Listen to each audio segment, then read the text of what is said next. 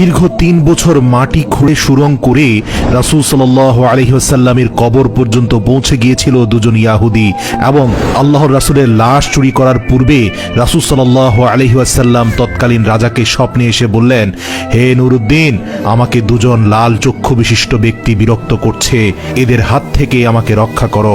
প্রিয় দর্শক, হিজরির 557 সালে ইয়াহুদিরা চক্রান্ত করে রাসূল সাল্লাল্লাহু আলাইহি ওয়াসাল্লামের লাশ চুরি করতে নিয়েছিল মদিনা থেকে। অতঃপর অলৌকিকভাবে তারা কিভাবে ধরা খেয়েছিল এবং তাদের কি পরিণতি হয়েছিল, বিস্তারিত জানতে ভিডিওটি শেষ পর্যন্ত দেখুন।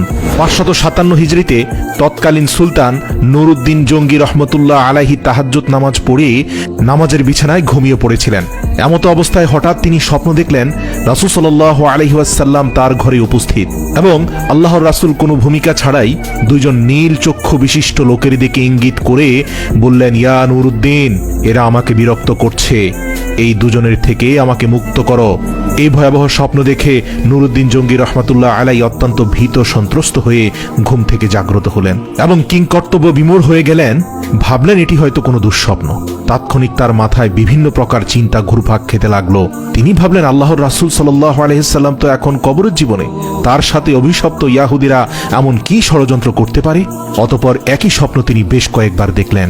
কাল বিলম্ব না করে 16,000 অশ্বারোহী সৈন্য নিয়ে তিনি মদিনার দিকে রওনা দিলেন।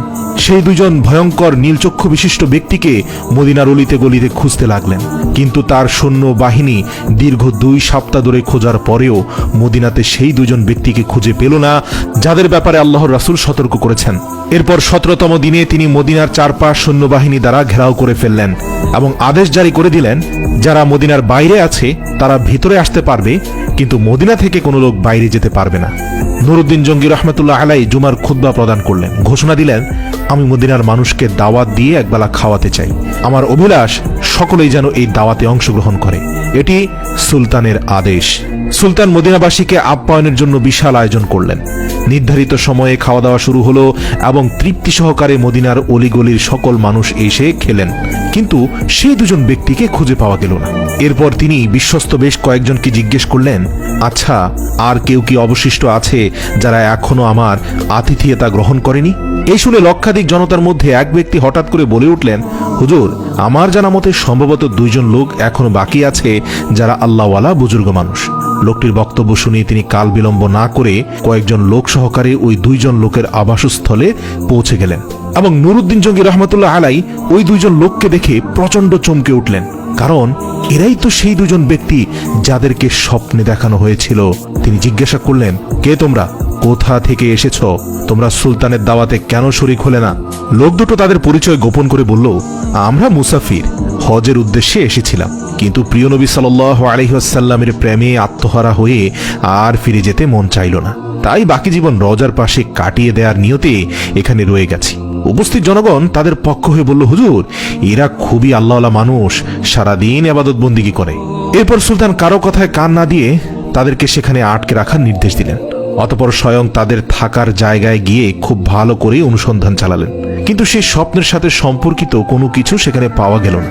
এখনো রহস্য উদ্ঘাটন করতে না পারায় তিনি সীমাহীন চিন্তিত হয়ে পড়লেন। এক পর্যায়ে নুরুদ্দিন জঙ্গি রহমাতুল্লাহ আলাই সেই ঘরের ভিতরে তার সঙ্গীদের বললেন, আচ্ছা, তাদের নামাজের মুসল্লাটি একটু উঠাও তো। সঙ্গীরা নির্দেশ পালন করল। নামাজের মুসল্লাটি বিছানো ছিল একটি চাটাইয়ের উপর।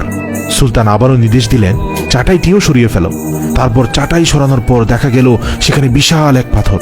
সুলতানের নির্দেশে সেই পাথরটিও সরানো হলো। এবার পাওয়া গেল একটি বিশাল সুড়ঙ্গ পথ, যা ধীরে ধীরে নবীজির রওজা মোবারক পর্যন্ত মাটির নিচ দিয়ে পৌঁছে গেছে। এই দৃশ্য অবলোকন করা মাত্র নুরুদ্দিন জঙ্গি বিজলির ন্যায় চমকে উঠলেন। অতঃপর লোক দুটোকে লক্ষ্য করে ক্ষিপ্ত সিংহের ন্যায় ঝাঁঝালো কণ্ঠে গর্জন করে বললেন, তোমরা সত্যি কথা খুলে বলো, নইলে এক্ষুনি তোমাদের মাথা থেকে গর্দান সরিয়ে দেব। বলো তোমরা কে? তোমাদের আসল পরিচয় কি? কেন এখানে এসেছ? সুলতানের কথায় তারা অত্যন্ত ঘাবড়ে গেল।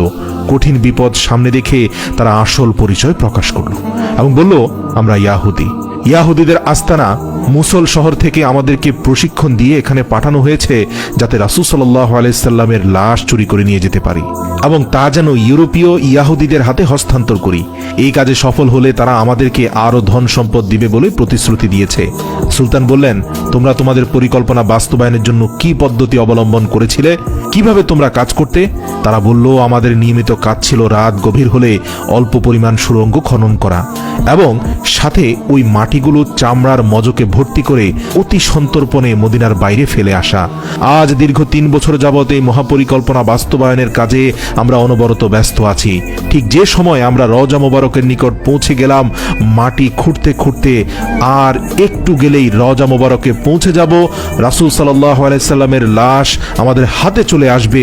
ঠিক সে সময় ধরে আমাদের মনে হলো আকাশ যেন ভেঙে টুকরো টুকরো হয়ে যাচ্ছে, জমিন যেন প্রচণ্ড ভূমিকম্পে থরথর করে কাঁপছে। আমরা কোনোভাবে আর মাটি খুঁড়তে পারলাম না। দীর্ঘ 1 বছর মাটি খোঁড়া বন্ধ করে শুধু পরিকল্পনা করছি, কারণ গর্তে প্রবেশ করলেই ভূমিকম্প শুরু হয়ে যায়। তাদের বক্তব্য শুনে সুলতানের চোখ দিয়ে পানি পড়তে থাকলো এবং তার কাছে সবকিছু পরিষ্কার হয়ে গেল। তিনি সেই 2 ইয়াহুদীকে নজিরবিহীন শাস্তির ব্যবস্থা করলেন। একটি বিশাল ময়দানে 20 হাত উঁচু একটি কাঠের মঞ্চ তৈরি করলেন। নির্ধারিত সময়ে লক্ষ লক্ষ লোক উক্ত মাঠে সমাবেত হলো। সুলতান নুরউদ্দিন জঙ্গি রহমতুল্লাহ আলাই অপরাধী লোক দুটোকে লোহার শিকল দ্বারা আবদ্ধ করে মঞ্চের উপর বসালেন। তিনি লোকজনদের বিপুল পরিমাণে লাকড়ি সংগ্রহের আদেশ দিলেন। তারপর লক্ষ জনতার সামনে সেই ইয়াহুদি লোক দুটোকে মঞ্চের নিম্নভাগে আগুন লাগিয়ে পুরো ভস্ম করে দিলেন। কোনো বর্ণনায় আছে সেই আগুন নাকি দীর্ঘ 11 দিন পর্যন্ত জ্বলছিল। অতঃপর বিপুল পরিমাণ অর্থ ব্যয় করে 1000 মণ সীসা গলিয়ে রাসূল সাল্লাল্লাহু আলাইহি ওয়াসাল্লামের রওজা শরীফের চারপাশে মজবুত প্রাচীর নির্মাণ করে দেন, যেন ভবিষ্যতে আর কোনো ইয়াহুদি চক্রান্ত করে নবীজির লাশ চুরি করার দুঃসাহস না দেখাতে পারে।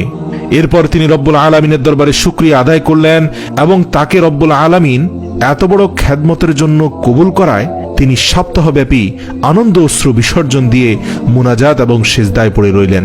ইতিহাস থেকে পাওয়া যায় যে নুরউদ্দিন জঙ্গি রহমতুল্লাহ আলাই ইন্তেকালের পর ওসিয়ত মোতাবেক তার লাশকে রাসূল সাল্লাল্লাহু আলাইহি সাল্লামের রওজা মোবারকের কাছাকাছি দাফন করা হয়।